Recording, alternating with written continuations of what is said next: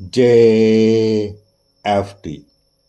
हिंदी 27 दिसंबर। ईश्वर हमारी सद्बुद्धि को पुनः स्थापित कर सकता है। विश्वास करने की प्रक्रिया हमारी सद्बुद्धि को पुनः स्थापित करती है। इस विश्वास से कुछ कर्म करने के लिए हमें शक्ति मिलती है। बेसिक टेस्ट पृष्ठ 24।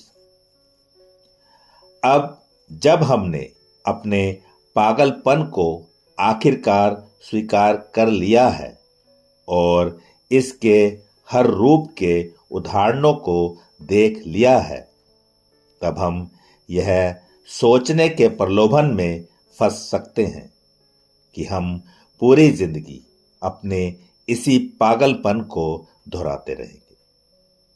उसी तरह जिस तरह हम कभी सोचते थे कि हमारा सक्रिय एडिक्शन नाउम्मीदी से भर चुका था और हमें अपने क्लीन रहने की कोई आशा नहीं थी, हम अब यह भी मान सकते हैं कि हमारा खास किस्म का पागलपन कभी ठीक नहीं होगा।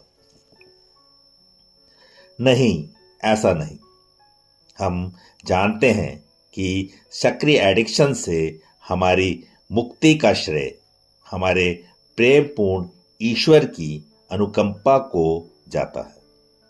अगर हमारी उस शक्ति ऐसा करिश्मा कर सकती है कि वह हमें नशा लेने के खिंचाव से बाहर निकाल सकती है, तो निश्चय ही यही शक्ति हमें हमारे पागलपन के तमाम रूपों से मुक्त करा सकती है।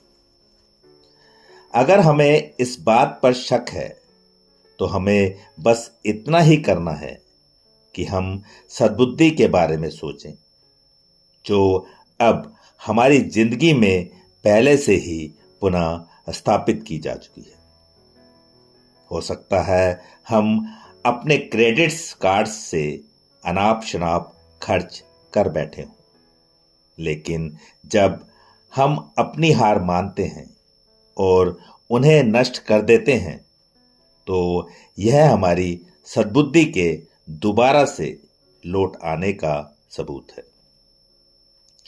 शायद हम अपने को एकदम अकेला महसूस कर रहे होते हैं और अपने उन्हीं पुराने नशा करने वाले दोस्तों तक जाना चाहते हैं, लेकिन उनकी जगह अपने स्पॉन्सर तक जाना एक स्वस्थ आचरण होगा।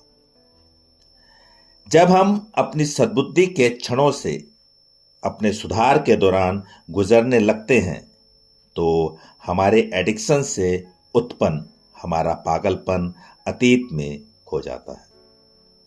अपने से महान एक उच्चतर शक्ति में हमारा विश्वास और भी मजबूत होने लगता है।